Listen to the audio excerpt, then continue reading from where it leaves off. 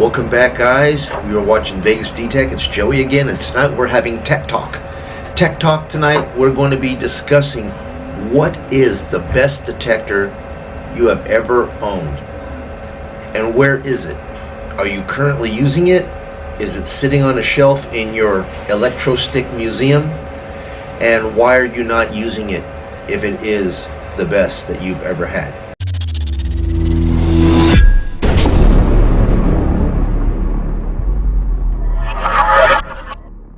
Now, I think that for the majority of the people out there, they tend to confuse the best detector as the most current, most expensive one that they can afford.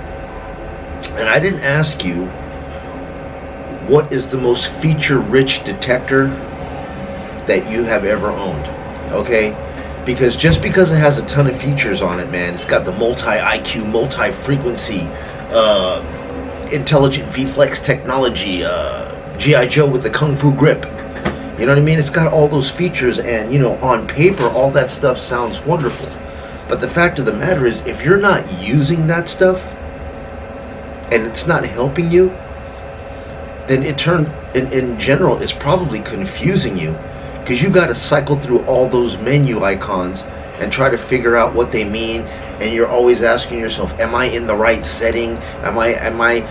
Are my settings absolutely perfect for what I'm looking for? Am I missing items because my menu settings aren't correct? And it starts to become crazy. I mean, a story that I used to have is when I met this old guy detecting once. He was an old guy named Rick. He had XP Deus, man. And I looked at XP Deus. I'm like, man, what in the world is XP Deus? And I think everybody thinks that XP Deus is probably the absolute best detector you can find. Now everybody's just freaking out about, oh, XP Deus 2. XP Deus 2. I can't wait for the multi-freak. It's going to be so bad. And I seen the advertisements for it, man. They've got it all techie. It looks like Minority Report with Tom Cruise doing all this crap, moving all this electro jumble around. I don't know, man. I don't know if I'm buying all that stuff, dude, to be honest with you. I mean, I like certain tech if it's benefiting me in the way that I dig. Now, I tell you what, today I posted a video of a detector that I went back to, and I will tell you this much. It was kind of difficult for me to decipher which detector was the very best detector for me. And I mean best as in the one that I'm most comfortable using. The three detectors that I used the most when I first started was the Compadre, the Delta 4000, right? Technetics Delta 4000, and the X-Terra 705. All right? Now, I wanted to say that the Compadre was the best detector I ever used. But then again, I have to ask myself, is it really the best detector that I ever used? Or is it that I happen to find more things with it because I didn't discriminate? It didn't have the option to discriminate. It just had that one little knob that you just kept moving, and you kept moving the discrim knob, and you kept like waving, and then things would just stop coming in. And then I have to ask myself, basically I was digging everything. If you're digging everything and you're not being picky, you're going to find more stuff. You're going to find more trash, but you're going to find more stuff. So I had to say, was the Compadre the best? No, it was my first. Okay? My passion for digging up trash, not letting that ruin me, that kept the Compadre as a favorite in the beginning. Then the next one that I went to is I tried the Technetics. And the Technetics Gamma 4000, I loved the big screen that was on it, and that's when I first had target ID and tones. And that really helped me out because I got to use my ear and my eyes, and I started I was able to jump from learning concentric to double D, which now I'm just completely double D. I don't even mess with concentric no more. But then I asked myself again, the Delta 4000. The Delta 4000 was a coin hog. I found tons of coins with that. I mean, whatever it said the coin was, it hovered over to the coin, that's what it was. So it was a Hoover vacuum cleaner as far as coins were concerned. Now, eventually I was just like, you know what? I started to look at Minelab because Minelab looked like it was the most technologically advanced company in its time, right? Let's be real here, man. When I had the Tesoro, it looked like a kid's toy. I mean, the engineering of the box was just like metal with a speaker, and I could only imagine if you opened up, it was a little circuit board inside there, and that was it. I mean, it felt like Radio Shack technology, garbage. I didn't like it, you know. And then when I looked at White's, because you know White's had a name as being American made and blah blah blah, you know. I mean, yeah, American made, but the price on it was ridiculous. And when I looked at the quality, it was quite heavy, needing big heavy batteries in it, and it wasn't for me. I mean, tech-wise, it just didn't look good for me. It might be a great detector, and for those of you guys that like Whites, that's great, but they're out of business now. And it's because they didn't follow, they wanted to rest on their laurels, man, and they didn't try to re-engineer things. They just said, hey, we got a great detector, we're going to ride on that. We don't need to reinvent the wheel. Well, you do need to reinvent the wheel, man, to stay competitive. They didn't do that, and they're gone. And I tell you what, if First Texas Products, which is Fisher and Technetics, if they don't get their act together and start doing something, they may be on the way out as far as I'm concerned, you know. So I messed around with the Garrett, the Garrett 250, 300. Didn't like it, man. It had stupid tones to me. It had those bong bong, bong bong, bong bong, and it didn't really have it didn't tell me the depth or anything like that, so I used it and got rid of it. But when I got the X-Terra, and I started playing with the X-Terra, I liked the tones of the X-Terra. I guess the tones was the first thing that got me, you know, and then the user interface on that is also what got me. I loved the pleasing tones. It wasn't often annoying. I liked the big numerical display on it, and the rest of it just fell into place, right? So I used it the most, man. I made a review of it. I have a 5-year-old review on my channel that I made a long time ago, and this is the exact same boxes I had then.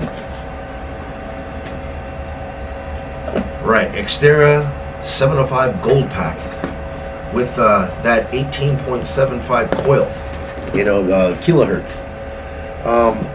Guys, the reasons why I like that, I'm gonna start off first of all, the battery.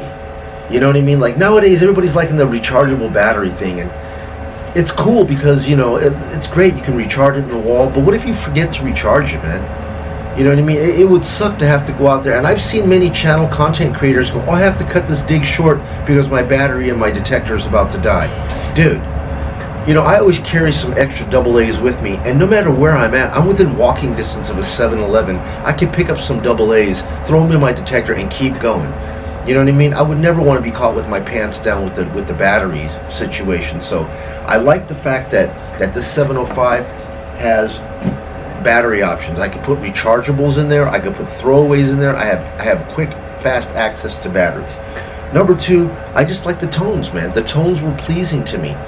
You know, they weren't chirpy and sharp and just annoying and squawky and quacky. Didn't sound like, you know, somebody's rubbing rubber balloons, like just squeaking rubber balloons together, and just often noisy sounds. It was pleasing to me. So the next thing was pleasing tones. The next thing was with the X-Terra, I like the tone breaks. A tone break is kind of like do, re, mi, fa, sol, la, ti, do. I'm not a great singer, but it breaks as you go up. It breaks to the next tone, breaks to the next tone, right? Well, what I do is I associate a coin within each tone. So do, do, do is iron, iron's lame, I don't want iron, so I just forget do, I just eliminate, discriminate do. But then re, mi, fa, sol, those tones, right where it begins and breaks, I associate a coin to that. You know, like a nickel would be the next tone, right? And then the next la, la, do, re, mi, and now mi, I associate dimes and copper pennies to that, right? And the next thing I associate is quarters and $50 and higher. The bigger the coin, the more metal that's in it, the more conductive it is, it climbs and the tone breaks. Now what I did is all of my finds, all of the jewelry that I found keeps, I divided all those into the tone breaks. So visually in my mind, I know now what jewelry I could associate to that coin being in that tone. So as I'm sweeping, you know, if you've got a 5-tone detector and discriminating out iron, you really got a 4-tone detector because you're not going to hear that iron. If you got a 3-tone detector and you've eliminated the iron, you've basically got a 2-tone detector because you're not going to hear the iron. So I like the way these tones broke in 4-tone. It almost broke perfectly between coins, and it made it easier for me to decipher what in the hell it is that I'm detecting and what the hell it is that I'm sweeping over. Okay, so the tone breaks. The next thing also is the stable target ID. Okay, now what I'm understanding here, you probably won't be able to see it, but right in here, if you take a look at that right there, what it's saying here is the control box communicates with the coil digitally, binary, ones and zeros, 0 1 0 1 0 1. It communicates there and back. Okay, the 18.75 kilohertz is mathematically perfectly created to shoot a perfect wave out into the coil. The coil will shoot that frequency into the ground. It'll hit whatever it's going to hit, then it's going to come back, okay, as an analog sine wave. Okay, if you can see that again. But that doesn't get transmitted to the box. That goes through a computer chip. That chip digitizes that signal and brings it back into the control box, to where the control box assigns audio and target ID. And it's stable, dude. It's not just all off and making a bunch of noise to where you're hearing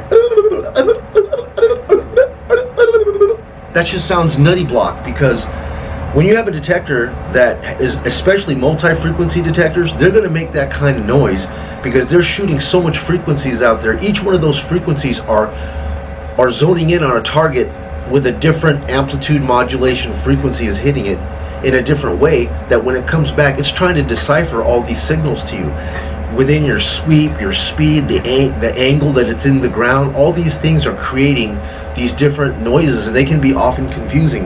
Well, the stable target ID on the X-Terra was awesome, because there's also a button you could hit there, and it even stabilizes it even more.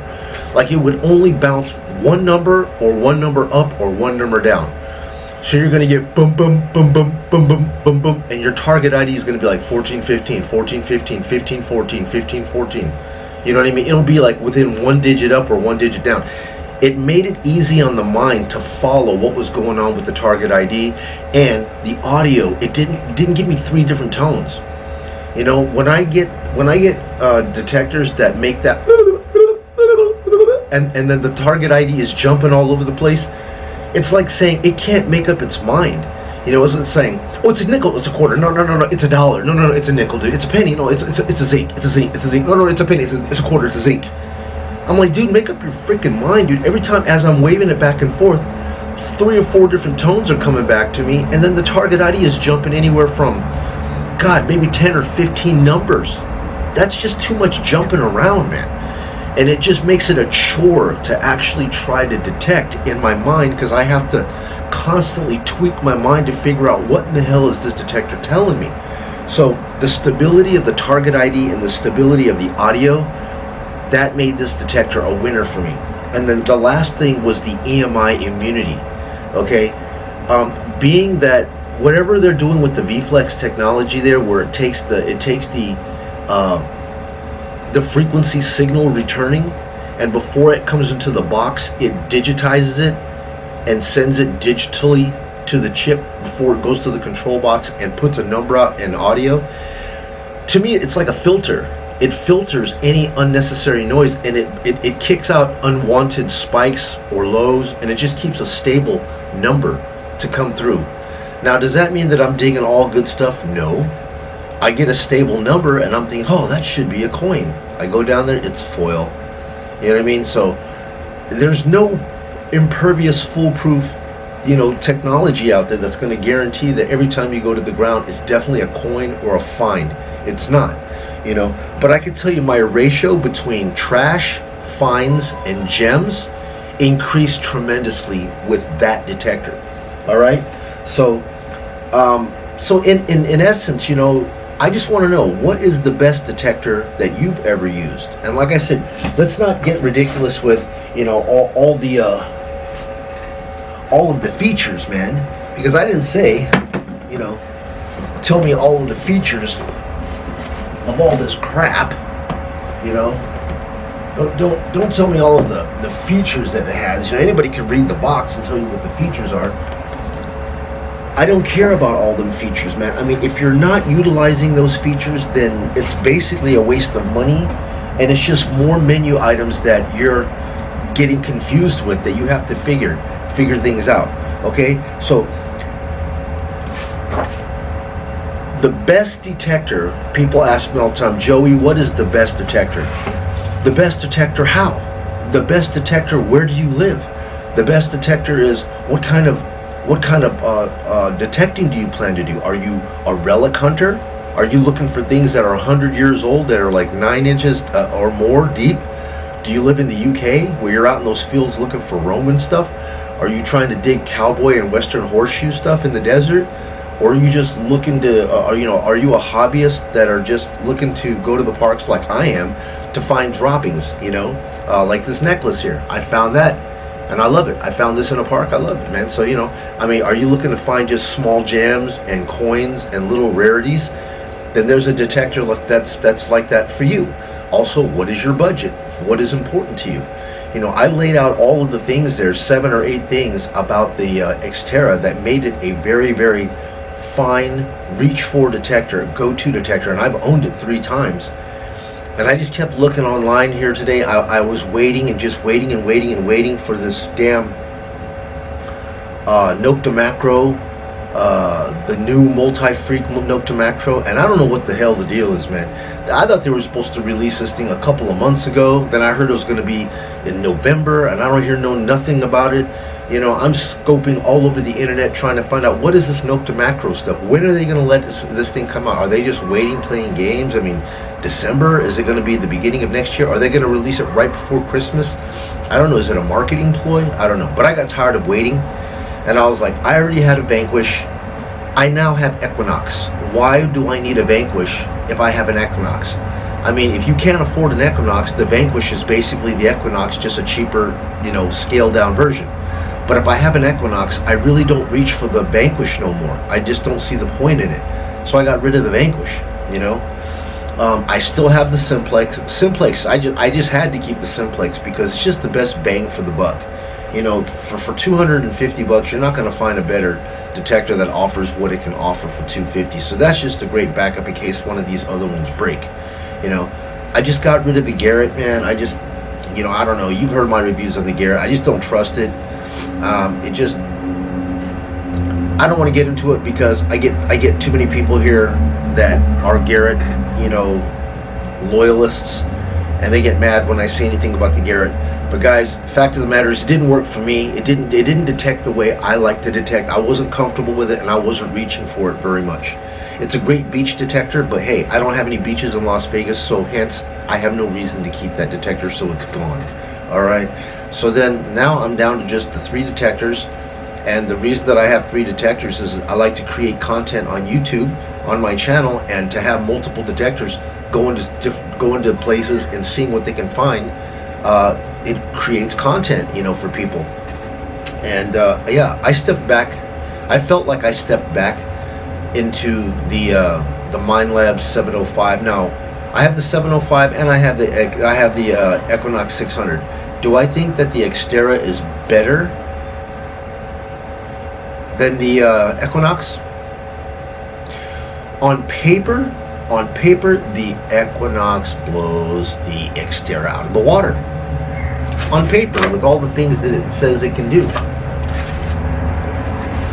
But the way that I detect, I would more often than not reach for the X-Terra more because I'm comfortable with it, I'm more productive with it, I find more things with it, and it's easier for me to use. Okay?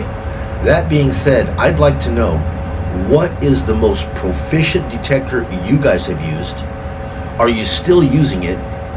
Or are you now a part of this whole marketing thing where everybody is just falling for, I can't wait for the Makro to come out, multi-freak. I can't wait for the Xpedeus 2 to come out. You know, I mean, are you guys on that hopium bandwagon that the next baddest, newest detector is going to provide all these things for you that are going to make you find all these gems in the world? I tell you what, man, the best detector is going to be this, you. Because you know what, man? A good detector is not going to make a bad detectorist good, okay? A good detector will make a good detectorist better, okay? But where are you in this spectrum here? Are you a beginner, intermediate? Are you an advanced pro? I mean, are you like above all of this here and you're just CTX 3030? I mean, I don't know where you guys are at. Do you guys feel that the Xpedeus is absolutely the best because it's like a $1,500 detector coming out? Do you base the value of how good a detector is on its money and how much it costs? I'd like to know, man. I mean, these are some questions that are really interesting to me. You know, I'm glad to have the X-Terra back. I'm glad to also own the Equinox. I think they're both awesome and amazing detectors. So guys, thank you once again for tuning into my channel and watching this video. Please like, subscribe, and endorse. Leave me a comment, thumbs up, and I will get back to you guys on my next video. And I answer all of the comments you guys send me. So please, you know, share your thoughts. Let me know what it is that you guys have. I'd like to really know. And hey, you guys be well. It's Joey again, Vegas Detect. I'll see you guys again